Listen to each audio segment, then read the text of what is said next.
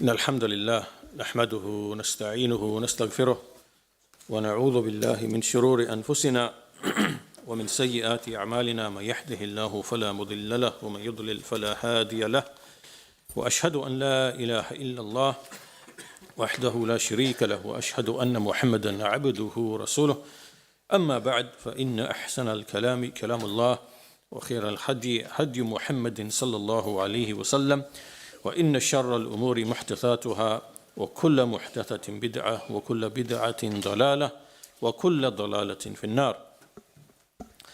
So today is lesson number 10 in our series on Madārij al-sālikīn, and in the previous lesson we were looking at specifically the ayah إِيَّاكَ نَعْبُدُ وَإِيَّاكَ نَسْتَعِينُ, and Ibn al-Qayyim rahimahullah made numerous classifications of people and where they stand in respect to the issues which are mentioned in that ayah.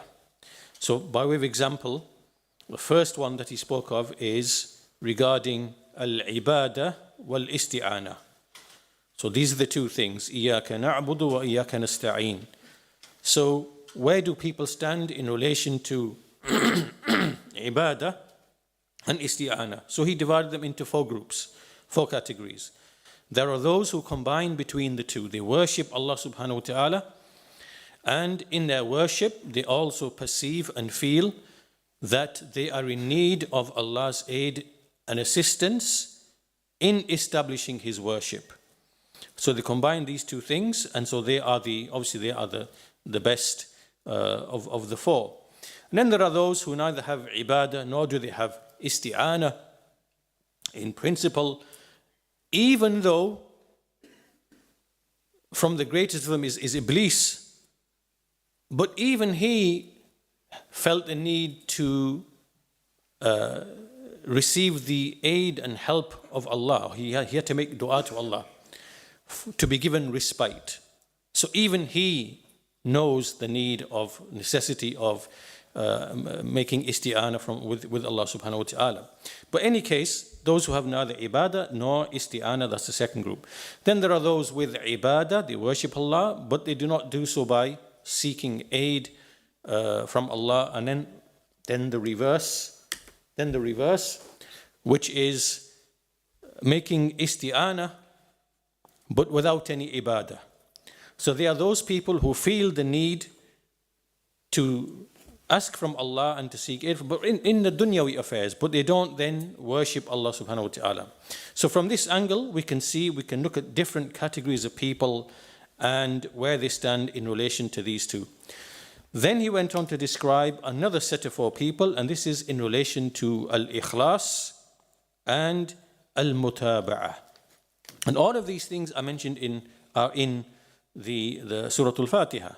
So for example, al-ikhlas, إِيَّاكَ نَعْبُدُ, and al-mutaba'ah, اهْدِنَا الصِّرَاطَ الْمُسْتَقِيمِ. Right? So al-mutaba'ah is included within that. So once again, we have those who combine ikhlas with mutaba'ah, sincerity, with following the Messenger of Allah sallallahu alaihi wasallam in his worship. Those who have neither, then those who have ikhlas but no mutaba'ah, and they would be the people of innovation. And then those who have mutaba'ah but no ikhlas, so they would be the people of riya and showing off and so on and so forth. So once again, this is another categorization of people from these two respects. Then he mentioned another categorization. Again, all of this is connected to ibadah, which is how people view worship and what is the best form of worship. So some of them say, one group says that the best worship is the one in which you feel pain and you have to make effort and struggle and there's hardship that's brought to you.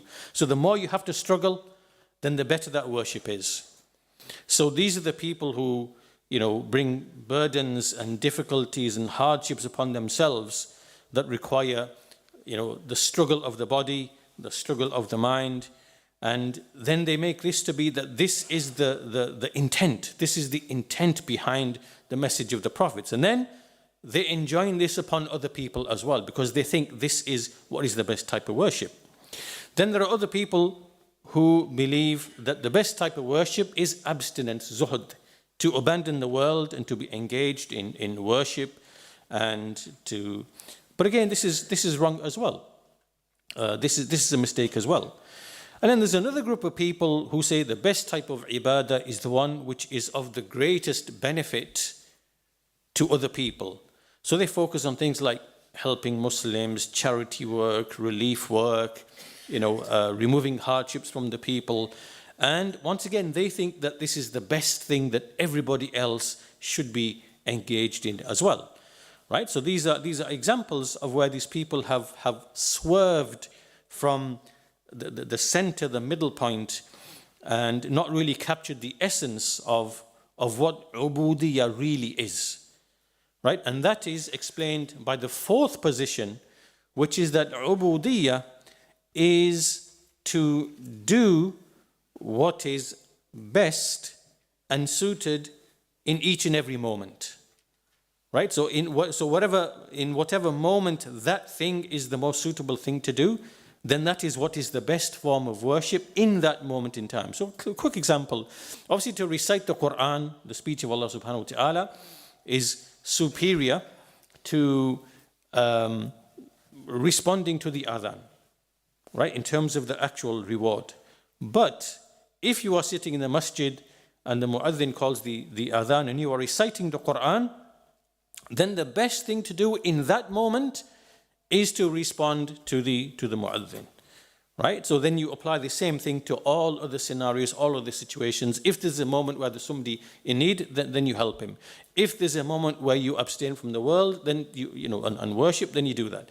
So there isn't any fixed way, like any one particular fixed way where, like what all these three groups have done, where they've made struggle and hardship to be, that's the end goal of ibadah. There isn't anything like that in the Sharia, because the Sharia has perfected all of these things for us. So the best worship is whatever is legislated in that particular moment in time. And so in this way, a servant has not tied himself down to anything, right? And his ubudiyyah now does not become restricted to one thing. Right? It's as it is intended in the Sharia. So this is the third classification of four categories. And the fourth one that he mentioned at the end is that, again, ubudiyyah has four qawaid, and this relates to the tongue and the heart. So ubudiyyah occurs on the tongue, it occurs in the heart. This is the speech. And then also there is the action of the heart and the action of the limbs. So ubudiyyah is divided into four categories from this point of view as well, in terms of where does it take place. That's what we covered in the previous lesson. And so today we're going to continue from where we left off. Again, we are sticking still to Iyyāka na'bud. And there are many things that emanate from this ayah, because it is related to ubudiyyah. And within ubudiyyah, there are so many, like we've already mentioned, classifications, four classifications of four categories. And there's even more. So, the next section, Maratib Iyyāka na'budu ilman wa amalan, which is the levels of Iyyāka na'bud in terms of knowledge and in terms of action. Right, so this is yet another way to look at what comes under this ayah, what comes under ubudiyyah. Another way to look into this is, as Ibn al-Qayyim says, لِلْعُبُودِيَّةِ مَرَاتِبْ بِحَسَبِ الْعِلْمِ وَالْعَمَلِ. So, if we look at ubudiyyah from the angle of what relates to ilm, and what relates to knowledge, and what relates to amal, which is action. Right? This is like another window, if you like, of looking into ubudiyyah, which provides us some benefit in this classification. He says, فَأَمَّا مَرَاتِبُهَا الْعِلْمِيَّةِ فمرتبتان إحداهما العلم بالله والثانية العلم بدينه. So he says, as for that which is related to knowledge, right? So we have ubudiyya is in knowledge and is in action. As for that which is in knowledge, then it is in relation to Allah Himself or in relation to His religion. Simple. And he continues, فَأَمَّا الْعِلْمِ بِهِ سُبْحَانَهُ فَخَمْسُ مَرَاتِبٍ. So when it comes to knowledge of Allah, then there are 5 levels to that. There are 5 levels to that. It is العلم بذاته وصفاته وأفعاله وأسمائه وتنزيهه عما لا يليق به. So this one, when it comes to knowledge of Allah, it has 5 levels and 5 ranks, 5 levels. It is to have knowledge of His that, of His essence, which basically means that Allah has a true and real existence. He is a being. He has an existence, a being. We do not know His essence, but His essence is it's qa'imun bidhatihi, that it is established by itself. It is not merged with the creation. It does not depend on anything. Nothing indwells within His essence.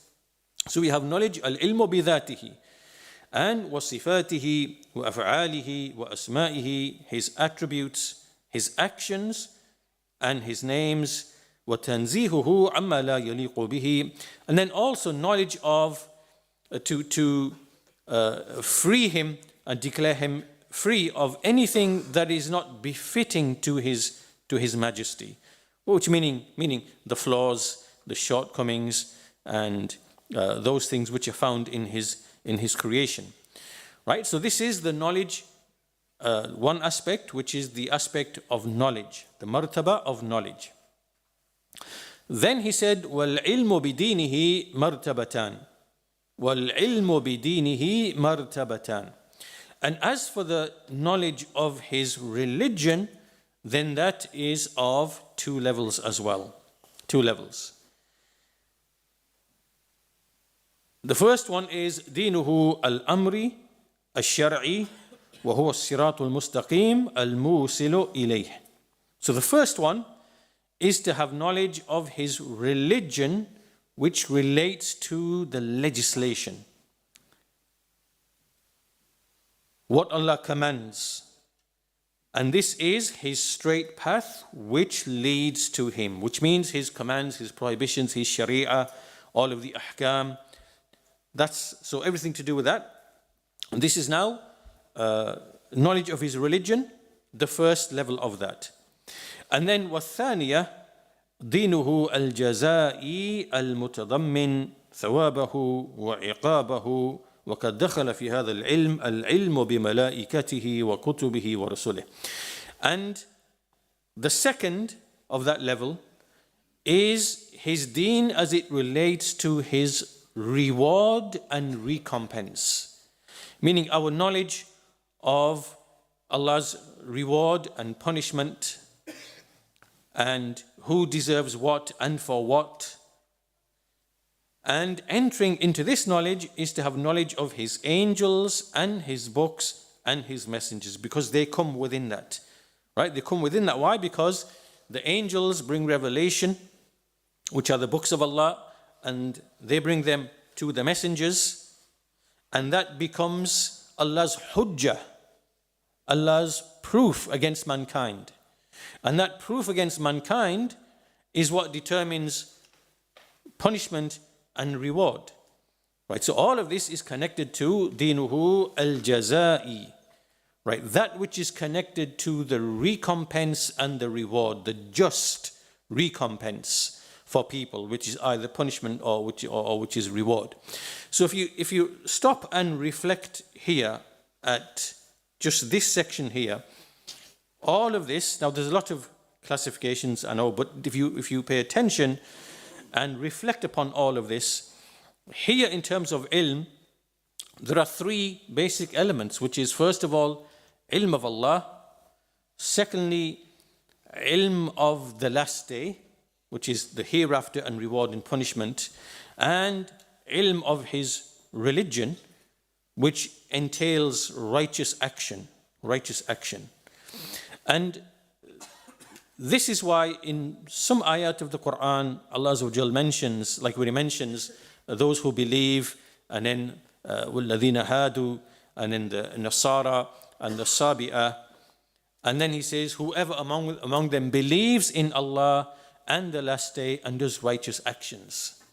Believe in Allah and the last day and does righteous actions, right? So knowledge of Allah and knowledge of the recompense, which is the last day, punishment and the reward, and who does righteous actions, right? Which is what the Sharia has come with.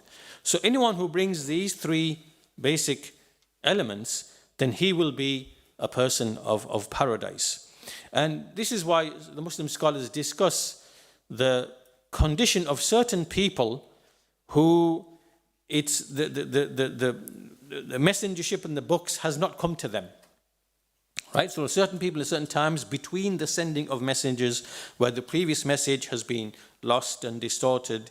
And so the proof hasn't come to them by way of a revealed book or by way of a messenger. And there have been people like that throughout history who've lived in some remote place or whatever, but they have a belief in Allah and they do believe in resurrection and they know that they will be judged and rewarded and punished, and that they do righteous deeds, what they know to be righteous deeds from their fitrah or whatever might have been transmitted. So they give charity, they are good to the parents, and so on and so forth.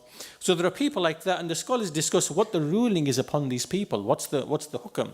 And so some of them say that they would come under like this this ayah, and they would be included in those people who are basically rewarded.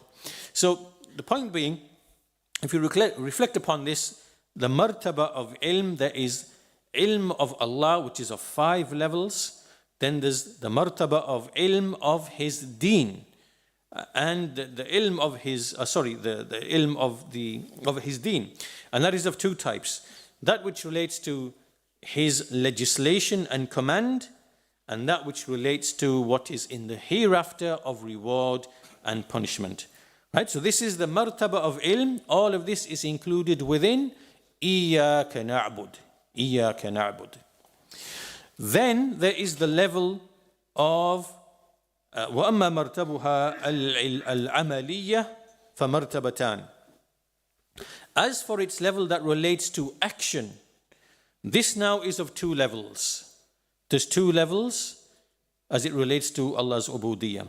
مرتبة أصحاب اليمين ومرتبة السابقين المقربين. Right? So now there are 2 levels in terms of amal, which is the level of those of the right, the people of the right, and those of the foremost who are brought close, meaning to Allah. These are the 2 levels, and these are the levels that are mentioned in Surah Al-Waqi'ah, the 56th surah in the Quran, at the beginning and also at the end. These divisions are made of Ashabul Yameen, and then the Sabiqun, Al-Muqarrabun, and then the companions of the left. So he goes on to explain. He says, فَأَمَّا مَرْتَبَةُ أَصْحَابِ الْيَمِينِ فَآدَاءُ الْوَاجِبَاتِ وَتَرْكُ الْمُحَرَّمَاتِ مَعَ ارْتِكَابِ الْمُبَاحَاتِ وَبَعْدَ الْمَكْرُوهَاتِ وَتَرْكُ بَعْدَ الْمُسْتَحَبَّاتِ. So this is what defines a person who is from the people of the right, meaning that he worships Allah with an ubudiyyah, and that ubudiyyah is to do the obligations, to abandon all of the prohibitions, but he might do some of the mubah things, permissible things, for which there is neither reward nor punishment. And he might fall into some of the makruh, the dislikable things. And he might abandon some of the mustahab things. So in essence, Ashabul Yameen are those, they do the obligations and they keep away from the prohibitions. And then he adds to this, Zahideen, he then goes on to the next group who says, وَأَمَّا مَرْتَبَةُ الْمُقَرَّبِينَ and this is the next level, as for those who are brought close to Allah, who are the foremost, this is what they do. This is their ubudiyya. فَالْقِيَامُ بِالْوَاجِبَاتِ وَالْمَنْدُوبَاتِ. Right? So they do the obligations and the recommendations. Obligations and the recommendations. وَتَرْكُ الْمُحَرَّمَاتِ وَالْمَكْرُوهَاتِ. So they abandon the prohibitions and those things which are disliked. Right? So they have a level greater. Why? Because unlike the companions of the right, these people, they do the recommendations, what is mustahab, and they keep away from which is makruh. Right? Which means that their ubudiyya, their servitude to Allah, is obviously of a greater and a higher level. But then we come to, where do they stand in relation to the mubah? To the mubah. And so Ibn al-Qayyim says, Zahidina fima la yanfa'uhum fima adihim. Right? So then they keep away, they abstain from whatever does not benefit them in their hereafter. So, and he says, مُتَوَرِّعِينَ عَمَّا يَخَافُونَ ضَرَرَهُ. And they keep away, they cautiously avoid that whose harm they fear upon themselves. So meaning, if you look at the outlook of the السابقون المقربون, so their outlook is that they will do the mustahab, they will keep away from that which is makruh. Then as for that which is mubah, then they will keep away from those things which they know to be of no benefit to them in the hereafter. So they will not preoccupy themselves or fall in or do the things which are mubah, anything which is mubah, but which does not bring any benefit to you in the hereafter. And they will cautiously avoid out of the fear of whatever might bring them harm. So this is the way that these people think, and this is their outlook. And he goes on to mention one more thing, وَخَاصَتُهُمْ, meaning that even among the muqarrabeen, even among them, there is even another group among the muqarrabeen, which is even more, which is khas, which is special. And what they do, he says, قَدْ انقلبت المباحات في حقهم طاعات وقربات بالنية فليس في حقهم مباح متساوي الطرفين. Right, so now another group among them, what they do is that those things which are mubah, which have no reward or punishment, by way of the niyyah that they attach to those things, they turn them into righteous deeds. Like it's almost as if that those who are the sabiqun and muqarrabun, it is as if they are like a sponge that is wanting to sponge everything which is righteous and good until even from the mubah, that you want to even sponge that and turn it into to bring it to yourself, to turn it into a righteous deed. Right? So this shows you the way of thinking of such people whom Allah has given tawfiq in all of these different ways. So he says that by way of the niyyah, they turn, so in other words, even some of the mubah things that the others might leave, the other sabiqun, muqarrabun might leave, thinking that it's not going to benefit me, this special group from among the muqarrabeen, they actually with the niyyah, they turn it into good for themselves as well. And so he says, so therefore to them, there isn't anything a mubah which is equal, that it's neither beneficial nor harmful. Rather, every mubah can be turned into something which will bring them reward in the hereafter. How is that? It's by way of the niyyah, by way of the intention. And so he says, بَلْ كُلُّ أَعْمَالِهِمْ رَاجِحَةً بَلْ كُلُّ أَعْمَالِهِمْ رَاجِحَةً, meaning that every action of theirs is superior. Rajiha instead of marjuha. Marjuha meaning inferior. So there's nothing that is inferior to them. Everything becomes superior because they turn it into something which is of benefit. And as for others, he says, وَمَنْ دُونَهُمْ, so those who are less than them, they abandon what is mubah to be preoccupied with the ibadat, meaning with the acts of worship. And so, in other words, the other group, they leave the mubah, they avoid it, and they be preoccupied with the acts of worship. So even among the muqarrabeen, there are levels and ranks, and as you can see, all of that determines the extent to which a person is an abd of Allah, to the extent to which he's establishing the ubudiyyah of Allah subhanahu wa ta'ala. So here then, to summarize this part here, this is another way of looking through the window into ubudiyyah, in addition to the ways that we discussed before. And this is in terms of ilm and amal.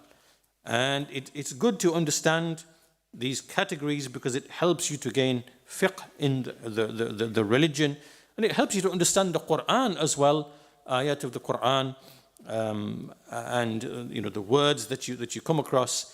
So this takes us to the next section then, and the next section again is another way of looking at ubudiyyah. In other words, this is yet another way of looking at إِيَّاكَ نَعْبُدُ.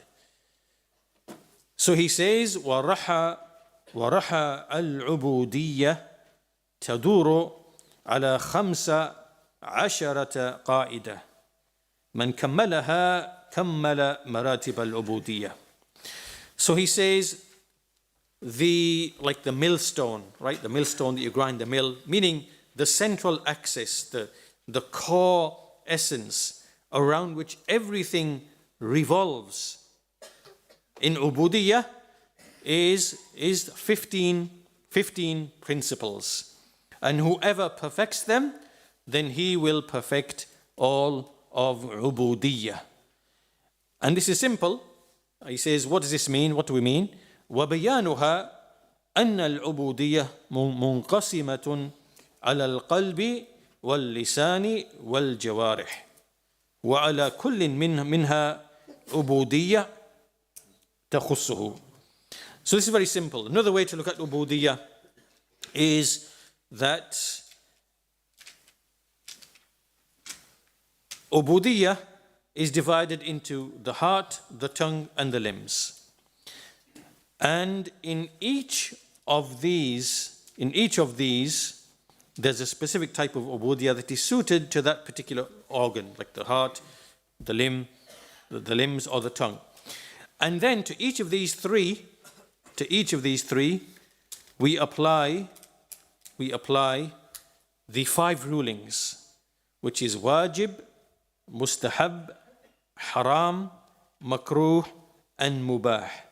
This is where we get the 15. Right? And where's the 15? Right? So the whole of ubudiyyah, everything in ubudiyyah, is either in the heart, on the tongue, or the limbs. And to each of these 3, you apply the 5, the ahkam shar'iyyah. Right? The wajib, mustahab, mubah, makruh, and haram. And so what he does, Ibn al-Qayyim, he goes through each of the heart, and then each of these 3, and we'll go through each of them. So he says, as for the heart, he says, فَوَاجِبُ الْقَلْبِ. So those things which are obligatory upon the heart, things like ikhlas, tawakkul, mahabba, as-sabr, wal-inaba, wal-khawf, wal-raja, wal-tasdiq, al-jazim, wal-niyya fil ibadah. Right? These are all actions of the heart.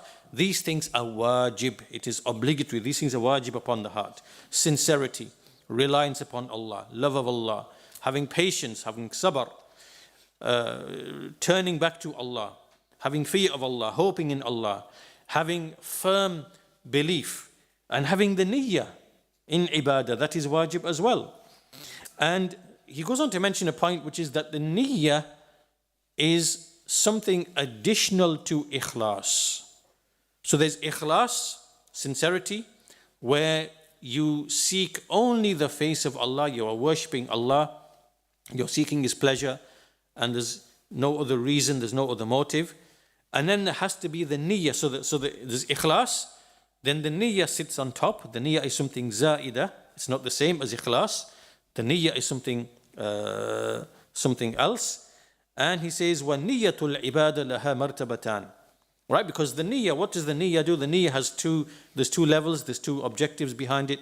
First of them is تَمْيِيزُ الْعِبَادَةِ عَنِ الْعَادَةِ. Right? So the niyyah distinguishes what is a habit from what is worship. What is a habit from what is worship. Right? You might habitually wash yourself. You might have a ghusl. This could be just a habit in hot weather, in whatever it might be. But then you might need to take ghusl for a specific reason that's legislated in the Sharia. What distinguishes this from that? It is the niyyah that does that. It is the niyyah. Right? So the niyyah separates the aada or the ibadah from the aada. The worship from the custom and the habit. And the second level of the niyyah after that is that the niyyah, it tamyiz maratib al-ibadat, right? It distinguishes the different levels of worship. So within the ibadah, your niyyah distinguishes, for example, it distinguishes between dhuhr and asr.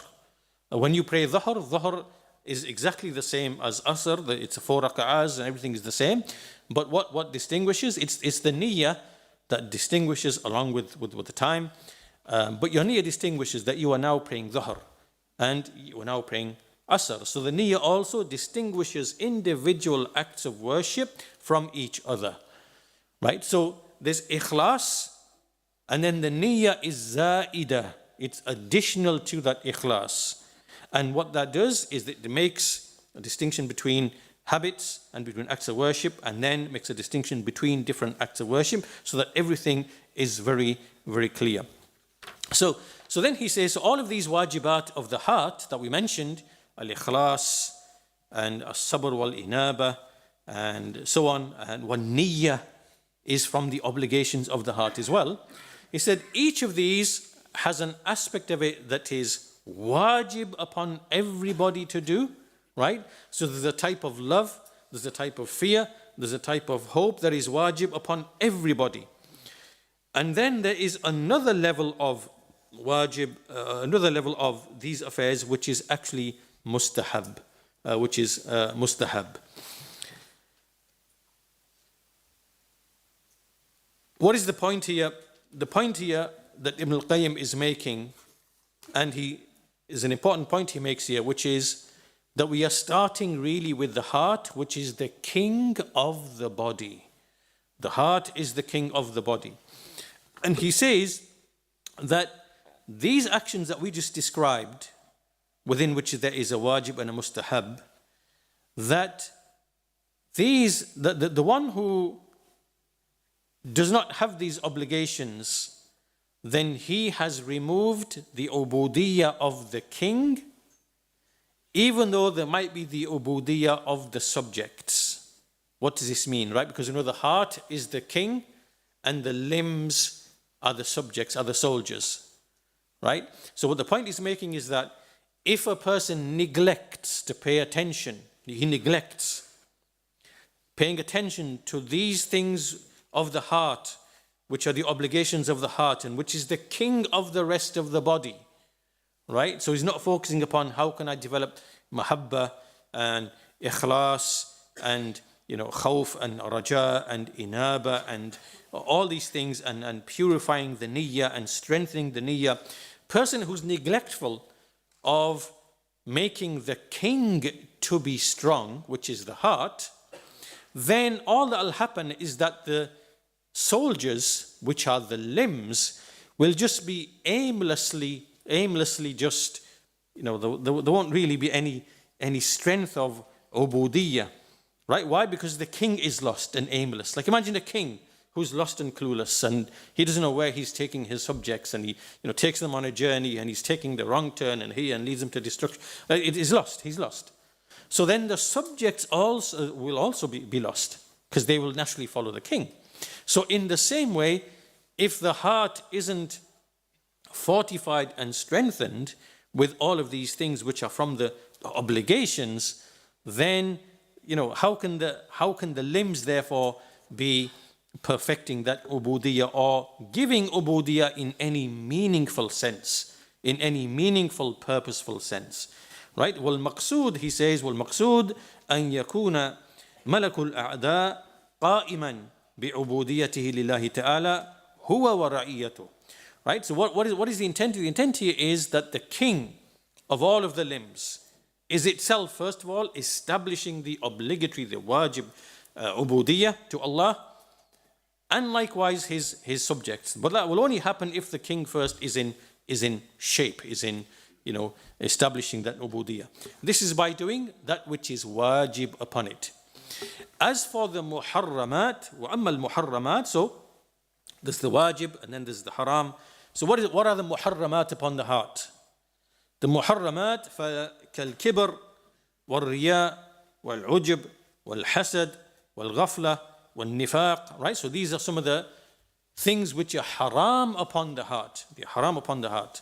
It is to have pride and to show off and to be amazed, to have amazement, to be amazed with oneself, with one's status, with one's righteousness, with one's worship, with one's worldly achievements. This is ujub.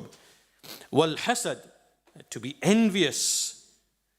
Wa al ghafla, for the heart to be heedless. Wan nifaq, and hypocrisy. Right? So those things which are haram upon the heart, from them are those things which are kufr, which are disbelief, and from them are those things which are ma'siyah. Right? So that which happens in the heart, from it are things which are kufr, and from it are things which are just, they fall into disobedience or sin. So those things which are kufr, fal kufr, kashak, wal nifaq, wal shirk, wa tawabi'iha. Right? So the things which are kufr, a disbelief, are things like to be doubtful, to have shak in Allah, in the hereafter, in His Quran, in His Prophet, in the angels, in the books, to have shak, to be doubtful. And likewise, an-nifaq, to have hypocrisy, clearly that's kufr. And shirk, to love others as one should be truly loving Allah, to the idols, and to have one's heart attached to other deities. So all of this is that which is haram upon the heart, but it is kufr, it is disbelief. And then as for al-ma'siyah,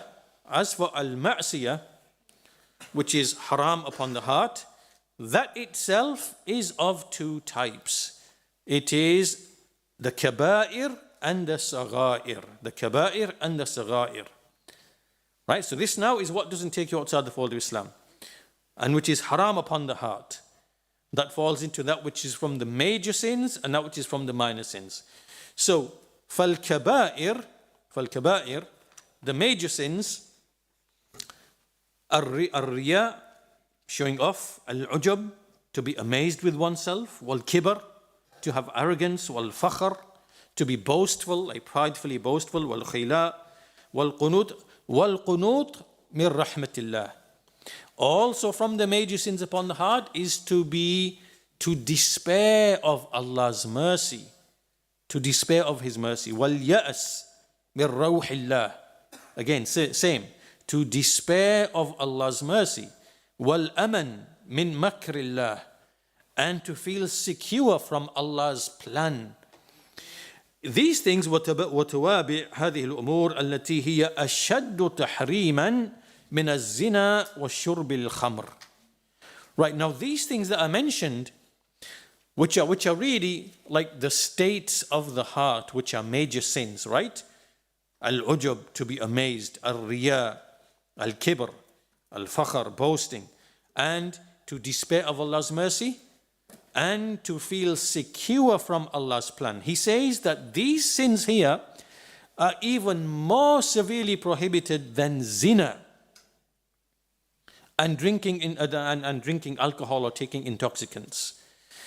And he says that وَغَيْرِهِمَا مِنَ الْكَبَائِرِ الظَّاهِرَةِ, and even other sins which are from the outer. So there's outward sins, which is like zina and drinking intoxicants and maybe stealing and maybe other things, oppression, things of that nature. These are the prohibition in these is less severe than the prohibition of those states and feelings of the heart. Meaning that to despair of Allah's mercy is a greater sin than to commit zina. In other words, if you commit zina and then you despair of being forgiven by Allah, you have, as Allah says in the Quran, the speech of Ibrahim alayhi salam when the angels came to him, قَالَ وَمَنْ يَقْنَطُ مِنْ رَحْمَةِ اللَّهِ إِلَّا الضَّالُّونَ. Right? Who despairs of the mercy of مِنْ رَحْمَةِ رَبِّهِ مِنْ رَحْمَةِ رَبِّهِ إِلَّا الضَّالُّونَ. From the mercy of his Lord, except those who are astray. And likewise Allah said in another ayah, وَلَا تَيْأَسُوا مِنْ رَوْحِ اللَّهِ إِنَّهُ لَا يَيْأَسُ مِنْ رَوْحِ اللَّهِ إِلَّا الْقَوْمُ الْكَافِرِينَ. And do not despair of Allah's mercy. Indeed, no one despairs of Allah's mercy except a disbelieving people. This is the way of the people of disbelief, to despair of ever be forgiven. Right? So if a person committed a crime such as zina or such as drinking intoxicants, other things, and then he despaired of receiving Allah's mercy, similar to like the Khawarij. Like the Khawarij, they exaggerate in the affair of sin. They exaggerate in the affair of the wa'id, right? The wa'id is Allah's threat. So they exaggerate in the threat, just as the murji'ah exaggerate in the wa'ad, in the promise. So to then despair of Allah's mercy after committing the sin, that is an even greater sin. And it is even more severely prohibited than the actual sin of committing zina and drinking intoxicants and so on and so forth. Right? So look at how what is in the heart is even greater than what is on the limbs. That you could be outwardly, like we could see outwardly a person, two people the same, committing zina, drinking alcohol, selling drugs, stealing, whatever.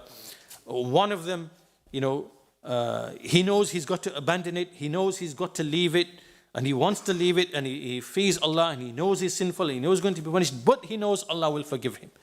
He knows he has iman in Allah, he knows Allah will forgive him, he knows, right? So, and the other one, he does these same deeds, but he's doing it out of, I'm destroyed, I will never be forgiven, how can I turn back? There is no repentance for me, I am doomed, therefore my only option is to continue in this path because I'm doomed anyway.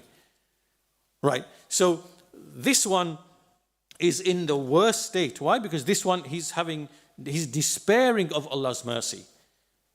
Whereas that one is in a better state, right? And the sins he's committing, although they're the same, they're the same sins, but that person's hal, his condition is even worse, right? So all of this is really to show that focus has to be what is in the heart, because the heart is the king. The heart is the king. And everything follows on from what is in the heart. So then he continues, Ibn al-Qayyim rahimahullah, after mentioning all of that about the heart, and he says, these calamities, like these problems which are in the heart, إنما تنشأ من الجهل بعبودية القلب وترك القيام بها. Right? Why do these problems, these things which are prohibited in the heart, why do they arise? They arise because of a person is ignorant. He's ignorant about the servitude, the enslavement of the heart. This is what starts first. It has to begin in the heart. And so you have to focus on, okay, how do you develop muhabba of Allah? How do you develop khawf of Allah? How do you develop ar-raja'in? All these things, a person, he's, again, going back to the same analogy, the king and the soldiers. The soldiers and the subjects can only be as good as the king. And so it's the king that has to be like all the things in the king, uprightness, bravery, justice, wisdom, skill, and as good as the king is, then as likewise the subjects will follow. So the same principle here. And he says, so why do people fall into these problems? He says, first of all, it is al-jahl bi ubudiyat al-qalb, and failing to establish the ubudiyah of the heart first. Because he says, فَوَظِيفَةْ إِيَّاكَ نَعْبُدْ عَلَى الْقَلْبِ قَبْلَ الْجَوَارِحِ. He says that this station or this position of إِيَّاكَ نَعْبُدْ, it falls upon the heart before it falls upon the limbs. So if a person is ignorant of that aspect and he doesn't pay attention to that aspect, امتلأ بأضدادها ولا بد. Right, so what he's saying here is that if he doesn't pay attention to establishing these obligations of the heart as the foundation of ubudiyah, meaning focusing upon the king and avoiding all of the haram things, what will happen is that if he doesn't pay attention to that, then by necessity the heart will start becoming full of the opposite of those things. Right? So meaning he'll start inheriting these haram things that were mentioned here. And wala bud. And by necessity this is going to happen. وَبِحَسَبِ قِيَامِهِ بِهَا يَتَخَلَّصُ مِنْ أَدَّادِهَا. Right? So to the extent that he focuses upon establishing the wajib things in his heart, how much attention he gives, how much focus he gives, then to that extent his heart will be freed from the haram things that were mentioned. So then he continues and he says, so these things that we mentioned, they can be major sins to some people and they can be minor sins to other people, depending on how strong they are and how rooted they are in a person. And then he says, وَمِنَ الصَّغَائِرِ أَيْضًا. And as for the صغائر, as for the minor sins, right, which are prohibited, which the heart falls into, he says, from them are shahwatul muharramat wa tamanniha. Right, it is for the heart to have a desire for the unlawful things and to wish for them and to crave them. Right, so this is the heart's wishing and craving, for example, things which are unlawful, which are haram, but the heart craves and wishes them. You know, unlawful relations, unlawful wealth that he wants to take, so these kind of things are from the shahwa of the heart.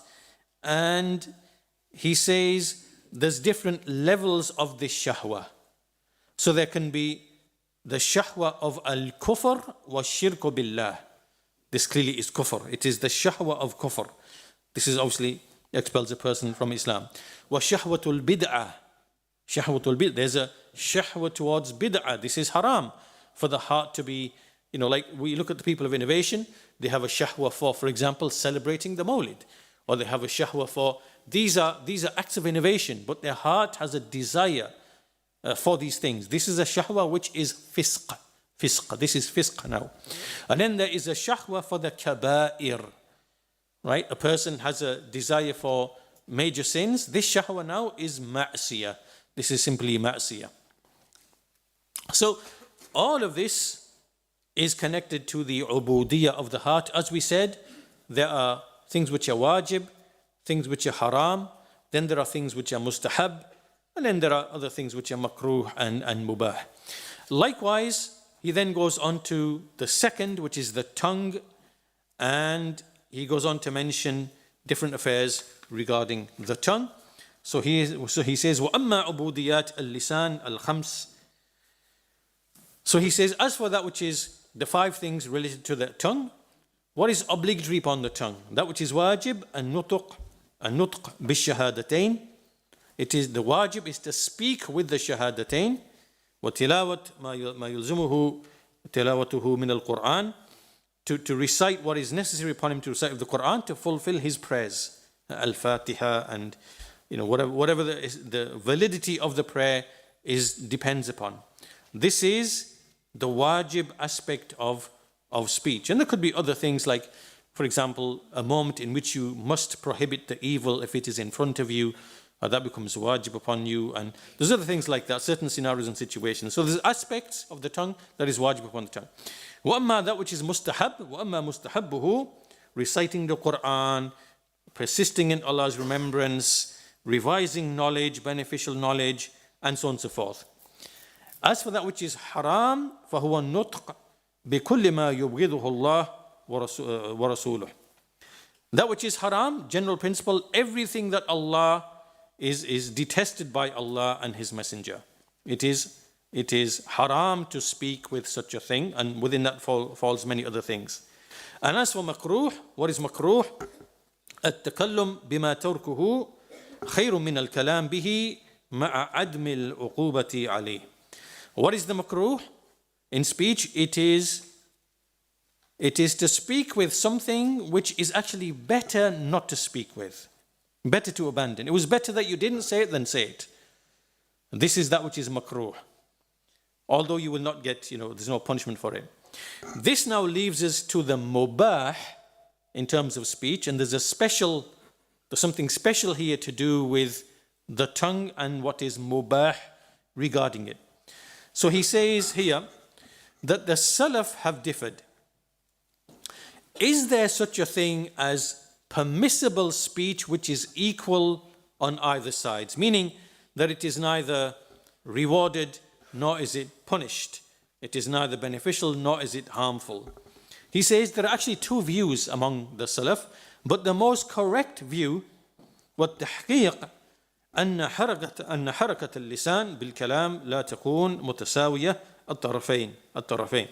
That which is correct is that the tongue being in motion, it is not correct to say that it is equal in both respects. Right? Rather, it is either rajiha or it is marjuha. What does it mean? And then he continues that لأن للإنسان شأنا ليس لسائر الجوارح. Right? He says the tongue is unique and different to all of the limbs. There's something special about the tongue.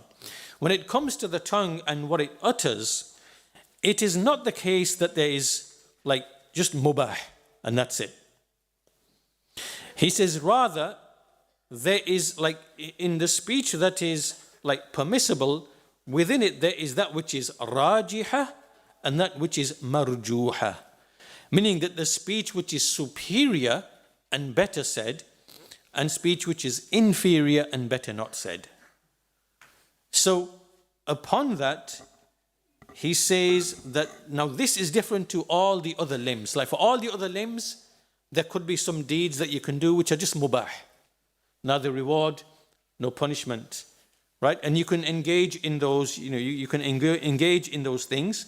A person can engage in those mubah things, and he might find ease and benefit, and so it's permissible for him to engage in those permissible things for that purpose. But as for the tongue, this doesn't, like in the correct view, it doesn't apply to the tongue. Everything the tongue says, until like within the category of mubah, it is only either rajiha or marjuha. Right? Meaning that it is either it is like superior and better, or it is marjuha, meaning it is inferior. Because he says, وَأَمَّا حَرَكَةُ اللِّسَانِ بِمَا لَا يَنْتَفِعُ بِهِ فَلَا يَكُونُ إِلَّا مَضَرَّةً فَتَأَمَّلْهُ. Meaning that as for that which comes from the tongue, which is where there's no benefit at all, then it can only ever be harmful. Like, in other words, what's the message here? What's the point? What's being said here?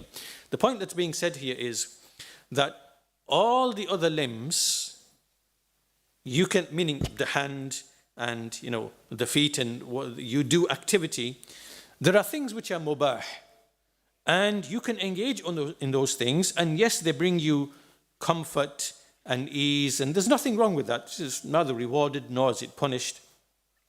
But with the tongue has a special, there's something unique about the tongue. And that's not how we speak about the tongue. With the tongue, we say in relation to what is generally mubah, we say it is either rajiha, meaning that it is going to lead to benefit, or it is marjuha, meaning it is inferior and better abandoned. Because this is something to do with the nature of the tongue. So the lesson here really, what is it pushing us towards? What it's basically saying is, think very, very carefully about what you say. right? And just because the speech might be mubah does not mean that it's not going to be, ultimately to be harmful, right? So your speech has to always be, it has to be rajiha. Is there a preponderant benefit in me saying what I'm going to say, right? So it means that a person has to now very, very carefully think about, he has to almost like compute his speech in terms of, okay, I got to think about what's the effect, whatever. And that's how a believer should be, right? A person ought to think and reflect about what he's going to say, and what it's going to lead to, and whether it's going to be of benefit or. So these are the 5 issues connected to the tongue. And then he goes on, so that's 5 for the limbs, wajib, haram, mustahab, mubah, makruh. 5 for the tongue, within which the mubah has a special discussion. And then we come to the limbs, right? The limbs. And with the limbs, now we have yet another classification. So, alhamdulillah, you can see that our scholars, well, alhamdulillah, this is almost like, it's like precision, it's classification, and the more a person engages his mind in studying this knowledge, then likewise his mind becomes like similar, and we have to think like this. So now look at the 3rd level was what? The limbs, right? But the limbs, when we speak about the limbs, this itself is divided into 25. So now there's another 25. But it's very simple, because when we speak of the limbs, what do we mean? We are speaking about the 5 senses. The 5 senses, right? The hearing, the seeing, the smelling, and there is the tasting, and there's the touch. And within the touch comes the different types of touch, of the hand, of the foot, whatever, right? So now I'm not going to go through all of this, but I'm just going to convey to you the categorization so that you understand that with respect to the 3rd one, the limbs, it is a sam', the hearing. So certain hearing is wajib, certain hearing is haram, like listening to backbiting or listening to music or whatever it might be, right? So you basically get the idea, right? And likewise, another looking, some looking is obligatory, such as looking in the mushaf and looking into the knowledge which is wajib to have. And likewise, al-dhawq, right? Which is the taste. And it is wajib to obviously to eat and drink when you know that if you don't, it's going to lead to your death. Now it's wajib for you to do so. And likewise, to take medicine when you're not doing so is going to lead you to die. So like these are the things that come under like taste. And then there is, after all of that, there is smell, right? So some smelling could be wajib, for example, to smell whether some food is halal or haram, khabith or tayyib, is it like, so that type would be obligatory, and so on and so forth. And then he comes to the 5th one. So we've got hearing, we've got seeing, we've got smelling, taste, and then touch. So we've done taste, we've done smelling, hearing, seeing, and then there's touch, al-lams. And then he gives different types of touching, that which is haram, that which is wajib. And then he divides that touching also into 3 other things, which is al-batash, which is using like the hands, to, for example, when you do wudu, that is wajib. When you aid someone who is in a calamity or hardship, the muddar, right? To use your force and your hands to help him, that is wajib. And to throw the stones when you're on Hajj, and to throw them at the jamarat, that is wajib. You're using batash, meaning you are using some like force or strength. Likewise, he says also there is al-mashi, walking. So some types of walking are wajib, some type haram, like walking to Allah's disobedience. And then there is ar-rukub, right, which is, riding. So to a battle, to the obligatory Hajj, and there's the mustahab, then there's the haram. Then so you get the basic idea without going to all of the details. So this really concludes. Actually, this brings us to the end of the introductory section on Al-Fatiha. We've come to the end of that, walhamdulillah, in 10 lessons.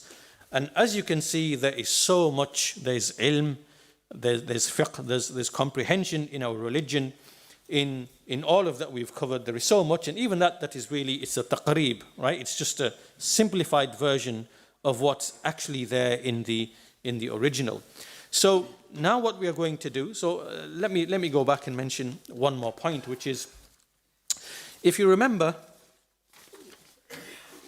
we said that Al-Fatiha, within Al-Fatiha, there are, when we read through it step by step, there are 10 or 11 things that arise.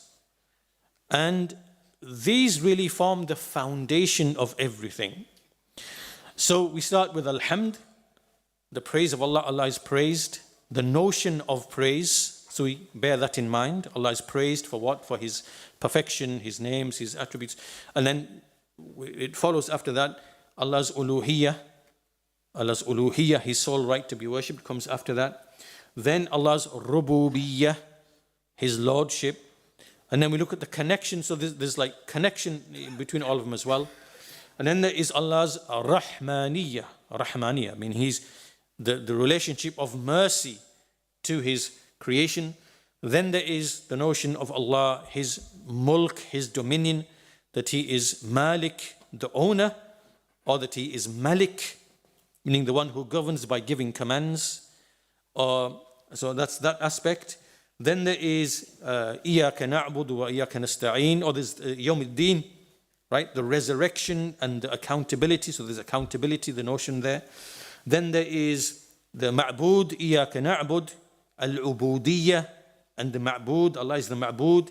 Then there is al-Isti'ana, that Allah is al-Musta'anu bihi, right? That there has to be in existence, right? One who from whom aid is sought. And then there's al-Musta'een, the one who actually seeks the aid. Then there is al-Hadi, Allah is al-Hadi, ihdina sirat al-mustaqim, Allah is the guide. He guides His creation to that which is good and beneficial. And then there is al-Mun'im, the one who bestows the favor. And there's al-Mun'am alayhi.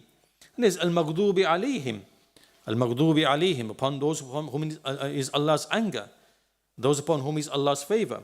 And then there's also as-Sirat al-Mustaqim, right? So if you look at here, there's like 12, 13 notions in Surah Al-Fatiha.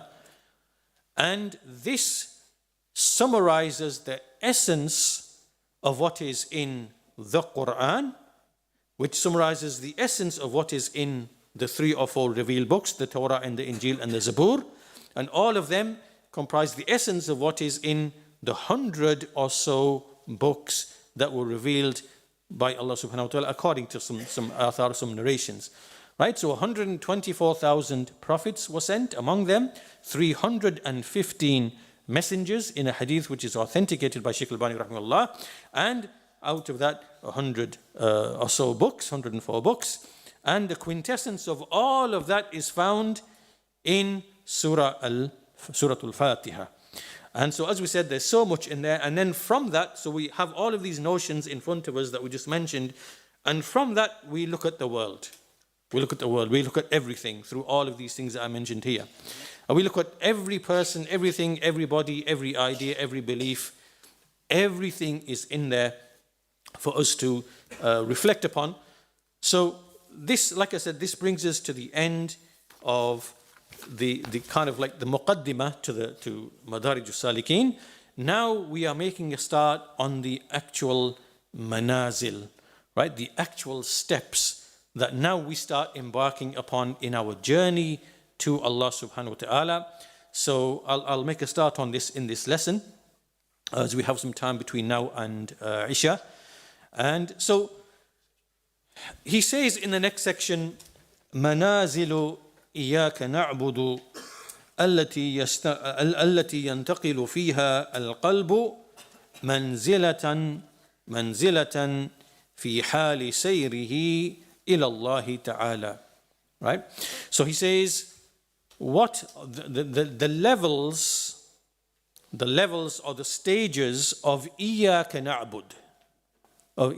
These are the stages. So let's just say that what we've done so far is that we've really created like an overview of Surah Al-Fatiha, right? So we imagine we have Surah Al-Fatiha, and we've looked at everything which is in Al-Fatiha. And now within Al-Fatiha is إِيَّاكَ نَعْبُدُ وَإِيَّاكَ نَسْتَعِينُ. And this is really the ayah which contains the 100 or so levels. So here now we are taking almost like stepping stones, just like the steps, the initial steps that we are taking as the levels on our journey to Allah subhanahu wa ta'ala. So he says the levels or the stages of إِيَّاكَ نَعْبُدُ by which the heart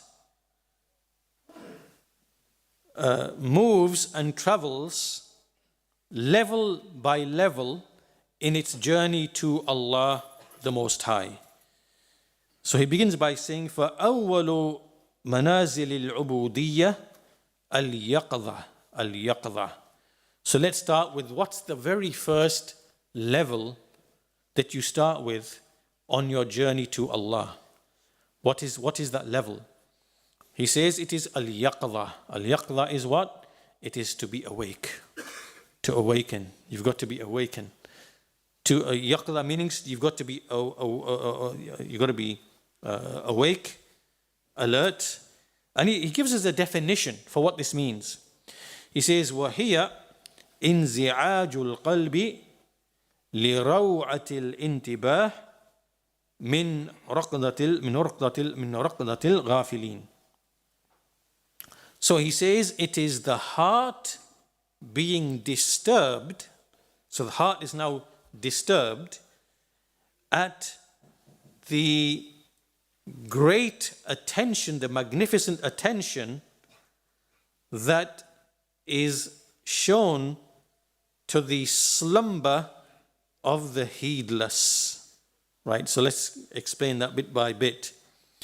Right, so the first part of your journey to Allah has to begin where? What's the starting point? Right, there's a starting point. What's that starting point? It's got to be that your heart has got to be disturbed. Right, it's got to be disturbed. At how much attention has to be shown to the fact that most people are just are heedless and they're asleep. And that you need to come out of that sleep. Right? This is the first stage of actually realizing this, of realizing this point. Because without this point, you will not be traveling anywhere. You have to wake up from the sleep. Right? And this what this means will become clear, inshallah, very shortly. But the first point is to be to awaken and to be alert to basically to certain realities, right? If you're not alert and awake to those realities, then you're forever blinded. You won't be going anywhere. You won't be moving anywhere from the starting point. So the first part is al-yaqظah, and he says, which is like the wakefulness, right? Al-yaqظah. He says, وَلِلَّهِ مَا أَنْفَأَ هَذِهِ الرَّوْعَةِ. He says, by Allah, how great and beneficial is this, this type of attention, this, this thing. And وَمَا أَعْظَمَ قَدْرَهَا وَخَطَرَهَا, and how tremendous it is in its rank and its seriousness. And وَمَا أَشَدَّ إِعَانَتَهَا عَلَى السُّلُوكِ, and how severe and strong and effective it is in aiding a person on the suluk, meaning on the journey. So he says, فَإِذَا انْتَبَهَ شَمَّرَ لِلَّهِ بِحِمَّتِهِ إِلَى السَّفَرِ إِلَى مَنَازِلِهِ الْأُولَى وَأَوْطَانِهِ الَّتِي سُبِيَ مِنْهَا. So when a person becomes aware of this, he will then roll up his sleeves for Allah with all lofty objective and concern, and he will start on the journey, on the initial steps of his journey, in order to return back to the home from which he was taken captive. What does this mean here? What does it mean? So let's put it all together. So what he said, let me read the poetry, then it will become clear inshallah. He brings some poetry. فَحَيَّ عَلَى جَنَّاتِ عَدَنٍ فَإِنَّهَا مَنَازِلُكَ الْأُولَى وَفِيهَا الْمُخَيَّمُ وَلَكِنَّنَا سَبْيُ الْعَدُوِّ فَهَلْ تُرَى تَعُودُ إِلَى أَوْطَانِنَا وَتُسَلَّمُ. The gist of what this poetry means is, and the point that's being made here is that we have been expelled from the paradise that we were in at the beginning, and then we have been taken captive. So we are now in captivity. We are in captivity. And our objective is to find our way back to where we are supposed to be. Right? We're supposed to find our way back to where we are supposed to be, which is in that paradise. And so in order to do that, and in order to roll up our sleeves and find our way back, then the first thing that we have to acknowledge is to basically, admit that we are somewhat asleep. And we need to awaken to this fact. Right? And then once we awaken to this fact, then a person will commence on the journey. فَانْتَقَلَ إِلَى مَنْزَلَةِ الْعَزَمِ. Right. So the first level is al-yaqdha, wakefulness. That will then lead you to al-azam. Al-azam meaning you will now be firmly determined in setting out on and pursuing the path. What is al-azam? Al-azam, it is being resolute, having a firm resolution, having a firm determination. He says, هو العقد الجازم على المسير. Right? It is to have a firm determination and a will to go on the journey, to be upon the journey. ومفارقة كل قاطع ومعوق. Right? And to get rid of every obstacle, every barrier, everything that's going to, prevent you to just get, to depart from it and to get rid of it. ومرافقة كل معين وموصل. And to make use of everything that's going to aid you and make you reach. Right? And to the extent that you are awake and alert, then to that extent will be your azam, will be your determination. Right? So the first level, yaqla, it determines how strong. So the more awake you are to the realities, that will be made clear inshallah, then the stronger your azam is going to be naturally. And وَبِحَسَبِ قُوَّةِ عَزْمِهِ يَكُونُ اسْتِعْدَادُهُ. And likewise, to the extent to which you are firmly resolute, then to the same extent will be your preparation, the isti'dad for the journey. Now, once a person, فَإِذَا اسْتَيْقَظَ أَوْجَبَتْ لَهُ الْيَقْظَةَ الْفِكْرَةَ.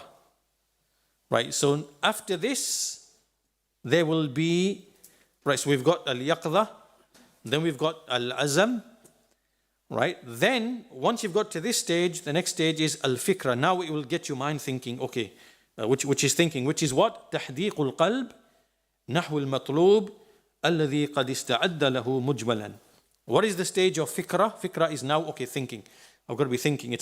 It's the heart being fixated on the end goal for which he's prepared only in a general sense. Meaning in a general sense, he knows that's my destination, to get back to the paradise out of which I've been taken captive, and my aim is to get back. So I know that in a general sense, but now the fikra aspect, meaning the thought, thinking, or planning, to make isti'dad. Okay, how do I now work out the specifics? How do I get back on the path, back to reaching the destination? So the point being here behind all of this is that here what Ibn al-Qayyim is doing is really laying down the initial few steps that we've got to start with. Right? It is al-yaqdha, and then it is al-azam and al-fikra, and likewise it is al-qasd, right? To have the desire and the intent, and there's also al-basira, to have insight. So I'll leave it as an introduction here. that these are the starting points of the journey. And as you can see, this is all to do with like the determination, the being resolute, having a firm intention, knowing what the objective is, where the goal is, and thinking, engaging the mind in thinking what are the steps and working out the steps that I need in terms of ilm and whatever in order to reach that destination, and then having the basira, the insight, and then having the qasd. All these things are like the starting point of setting out on the journey, meaning that like the tools, the beginning tools that you must have in place first before you even embark upon the journey. Right? So each of these that I've mentioned, al-yaqdha, each of them have a specific section that will come. Manzilatul qasd, manzilatul azam, manzilatul yaqdha, and manzilatul qasd as well, and manzilatul basira, manzilatul fikra. So these we will cover in the lessons that will follow. Here we are just really just explaining that all of these 4 or 5 things, the manazil at the beginning, they work together and they provide the foundation for setting out on the journey, basically, before we embark upon the actual journey. So this is really just like a muqaddimah, a brief introduction. And one thing I'll finish off with is that, alhamdulillah, as you can see, that there is in the guidance of the Quran and in what the scholars of the Muslims, and in particular here the likes of Ibn al-Qayyim and Ibn Taymiyyah, have drawn from the Quran and from the scholars who preceded them, that in which lies that